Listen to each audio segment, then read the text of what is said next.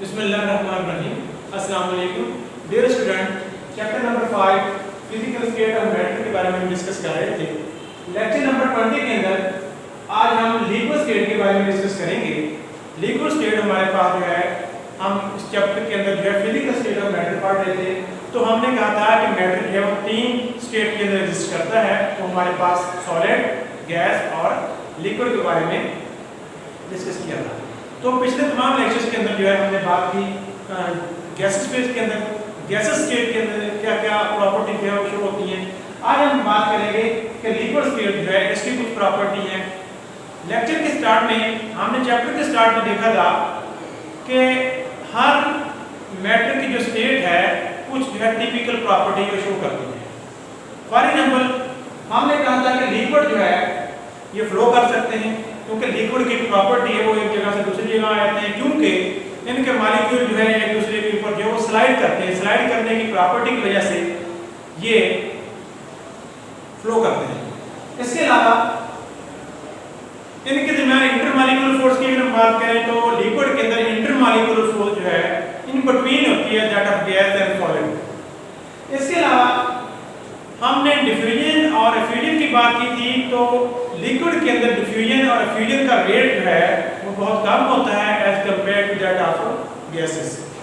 इसके अलावा हमने कुछ प्रॉपर्टी डिस्कस करनी है, वो इवेपोरेशन है, वेपर प्रेशर है, इसके अलावा बॉइलिंग पॉइंट है।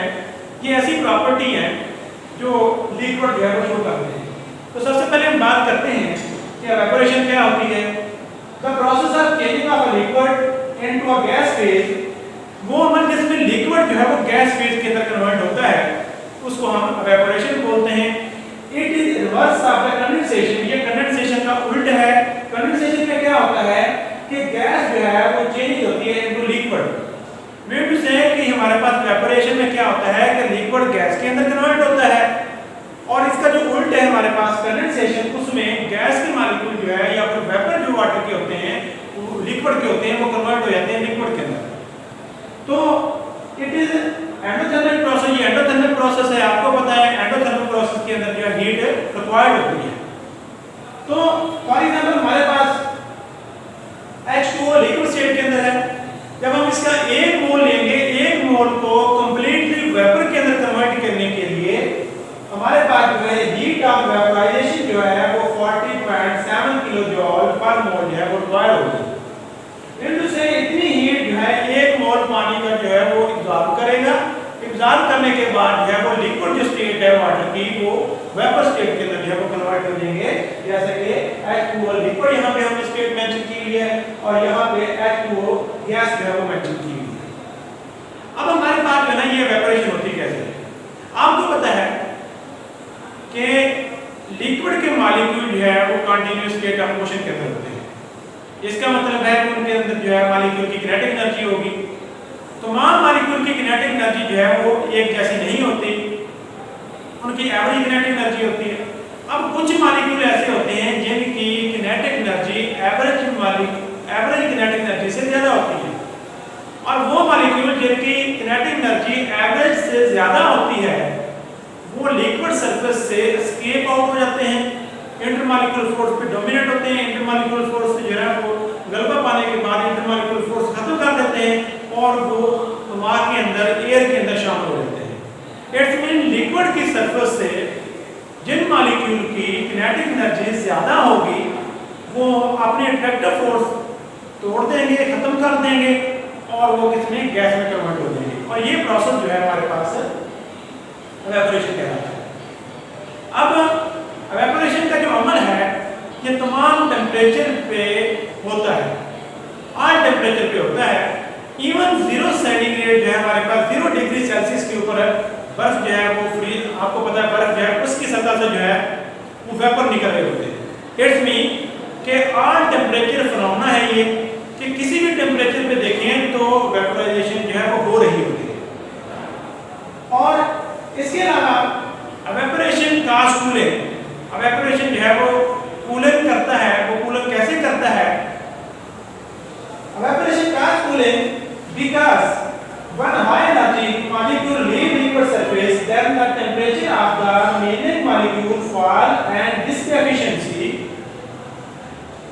Compensated by absorbent heat from the environment. कहते हैं कि जब मॉलिक्यूल जो है ज्यादा जिनकी किनेटिक एनर्जी होती है वो तो लिक्विड की सतह से निकल जाते हैं। अब जो बाकी हमारे पास जो मॉलिक्यूल रह जाते हैं उनका टेम्परेचर कम हो जाता है। टेम्परेचर कम हो जाने की वजह से उस पूरे सराउंडिंग का जो टेम्परेचर है वो कम हो जाता है। और इस डेफिशिएंसी को कम करने के लिए, इस डेफिशिएंसी को खत्म करने के लिए वाटर मॉलिक्यूल इर्द गिर्द से जो है वो हरारत जज़ब करते हैं सराउंडिंग से।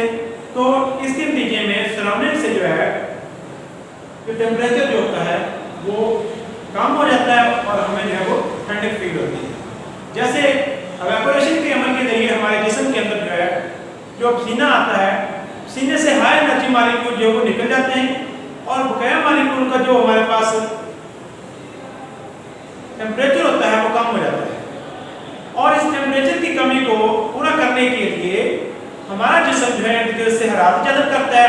जब हरारत जज़ब करता है तो हमें ठंडक का एहसास होता है। इसके अलावा जब हम फॉर एग्जाम्पल हम जो है अपनी हथेली के ऊपर सिपरेट डालते हैं तो सिपरेट जो है उसको वेपोरेट करने के लिए वो इर्द गिर्द से हरारत को जो क्या करेगा, जज़ब करेगा और उसके बाद जो वेपोरेट हो जाएगा।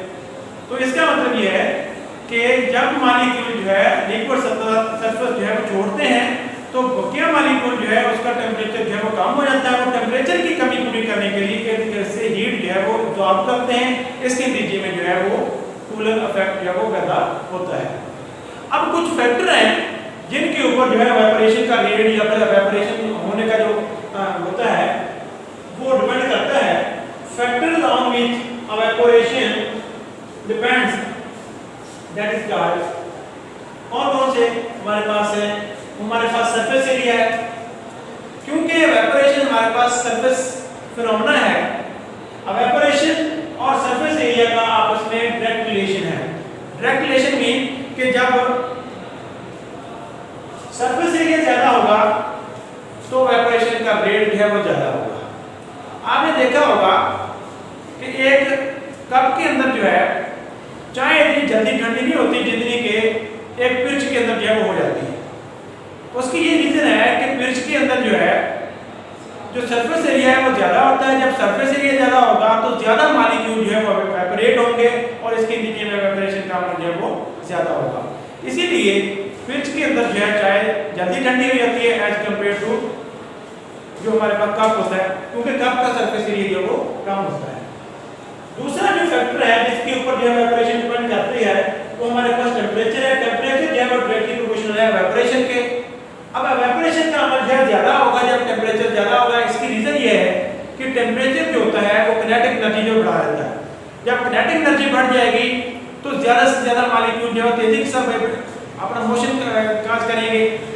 किनेटिक एनर्जी बढ़ने की वजह से मॉलिक्यूल जो है वो आसानी से जो है वो सरफेस से निकल जाएंगे और रेट ऑफ इवेपोरेशन जो है वो ज्यादा हो जाएगा जैसे हम टेम्परेचर इंक्रीज करेंगे। उसके बाद अगर हम इंटरमॉलिक्यूलर फोर्सेस की बात करें तो इंटरमॉलिक्यूलर फोर्सेस जो है वो इनवर्सली रिलेटेड होती है इवेपोरेशन से। इसका मतलब है स्ट्रॉन्ग इंटरमॉलिक्यूलर फोर्स होंगी तो इवेपोरेशन का रेट जो है वो कम होगा और अगर इंटरमॉलिक्यूलर फोर्स जो है वीक होंगी तो इवेपोरेशन का रेट जो है वो ज्यादा होगा। फॉर एग्जांपल हम अल्कोहल की या फिर हम ईथर और वाटर को कंपेयर कर लेते हैं तो वाटर के अंदर जो है इंटरमॉलिक्यूलर फोर्स जो है वो स्ट्रॉन्ग होती है as compare to that of ether. इसलिए वाटर के अंदर जो है इवेपोरेशन का अमल जो है वो कम होता है as compare to that of ether. Ether के अंदर जो है इवेपोरेशन का रेट ज्यादा होता है। नेक्स्ट हमारे पास जो है एक और सिग्निफिकेंट प्रॉपर्टी है लिक्विड की, वो हमारे पास है वेपर प्रेशर। इवेपोरेशन के अंदर हमने कहा था कि वेपर बनने का जो अमल है उसको हम इवेपोरेशन कहते हैं। अब वेपर का सरफेस के ऊपर एक प्रेशर जो है वो एक्सर्ट होता है, उस प्रेशर को हम वेपर प्रेशर कहते हैं। तो pressure exerted by the vapours of a liquid at equilibrium with the liquid at particular temperature. किसी पर्टिकुलर टेम्परेचर के ऊपर जो है वेपर प्रेशर का जो वेपर का जो प्रेशर होता है लिक्विड की सतह के ऊपर उसको हम वेपर प्रेशर का नाम देते हैं। तो इक्विलिब्रियम क्या है? The equilibrium is the state, equilibrium वो हालत है when the rate of vaporization vapour बनने का rate and the rate of condensation और वेपर का दोबारा लिक्विड के अंदर कन्वर्ट होने का रेट जो है वो बराबर हो जाता है, बट अपोजिट डायरेक्शन, लेकिन जो है डायरेक्शन होती है वो अपोजिट होती है। फॉर एग्जांपल लिक्विड जो है वेपराइज होकर वेपर बनाएंगे और वेपर जो है दोबारा कंडेंस होकर लिक्विड के अंदर कन्वर्ट होती है। जब ये दोनों प्रोसेस वेपराइजेशन और कंडेंसेशन जो है वो इक्विलिब्रियम की स्टेट में होंगे, तो इक्विलिब्रियम की स्टेट के ऊपर जो प्रेशर पड़ेगा उसको हम वेपर प्रेशर का नाम देंगे। अब वेपर प्रेशर फॉर एग्जांपल आपको पता है कि लिक्विड के मॉलिक्यूल जो है वो मोशन की हालत में होते हैं, उनकी किनेटिक एनर्जी होती है। किनेटिक एनर्जी की वजह से हाई एनर्जी मॉलिक्यूल जो है वो सतह से एस्केप आउट हो जाते हैं। फॉर एग्जांपल जो है ये हमारे पास अगर हम ओपन सिस्टम रखें या फिर हमारे पास ओपन पैन है कोई, तो उसके अंदर जब वेपर होंगे वो लिक्विड वेपर के अंदर कन्वर्ट होते रहेंगे और जो वेपर जो है वो हवा के अंदर जो है वो मिक्स होते रहेंगे। लेकिन अगर जो है हम वो सरफेस जो है लिक्विड की वो क्लोज कर दें, तब क्या होगा कि लिक्विड के मॉलिक्यूल जो है सतह से निकलेंगे और उसके ऊपर जो है वो जमा होते रहेंगे। शुरू में जो है वेपर बनने का अमल जो है वो कम है, तो वेपर बनते जाएंगे। एक वक्त आएगा जब वेपर बनने का अमल और वेपर से लिक्विड बनने का अमल जो है वो बराबर हो जाएगा। फॉर एग्जांपल देखें यहाँ पे हमारे पास फिगर ए के अंदर जो है यहाँ पे कुछ मॉलिक्यूल जो है वो निकल रहे हैं सरफेस से और कोई मॉलिक्यूल जो है वो कंडेंस नहीं हो रहा, जबकि बी के अंदर जो है काफी सारे मॉलिक्यूल जो है वो वेपराइज हो गए, लेकिन चंद मॉलिक्यूल जो है वो कंडेंस हो रहे हैं। इट्स मीन यहाँ पे जो है ये दो मॉलिक्यूल जो है वो कंडेंस हो रहे हैं और 4 मॉलिक्यूल इस तरह कई सारे मॉलिक्यूल जो ऊपर कलेक्ट हो गए इसकी सरफेस के। इसके अलावा सी के अंदर हम देखें तो यहाँ पे वेपराइजेशन और कंडेंसेशन का जो अमल है वो इक्वल हो गया है। इसका मतलब फिगर सी के अंदर जो है इक्विलिब्रियम, जिसको हम डायनामिक इक्विलिब्रियम कहते हैं, वो एस्टेब्लिश हो गया है, जिसमें जितने मॉलिक्यूल जो है लिक्विड की सतह से निकल के वेपर में कन्वर्ट होंगे उतने मॉलिक्यूल जो है वेपर के लिक्विड के अंदर कन्वर्ट हो जाएंगे। हमने कहा था कि इक्विलिब्रियम एक ऐसा प्रोसेस है जिसके अंदर जो है rate of vaporisation and rate of condensation जो है इक्वल हो जाएंगे, लेकिन अपोजिट डायरेक्शन के अंदर हो जाएंगे। तो इस यहाँ पे फिगर सी के अंदर जो है हमारे पास डायनामिक इक्विलिब्रियम हो गया और इस पर पड़ने वाला जो प्रेशर है वेपर का उसको हम वेपर प्रेशर कहते हैं। और वेपर प्रेशर के ऊपर कुछ फैक्टर जो है वो इफेक्ट करते हैं।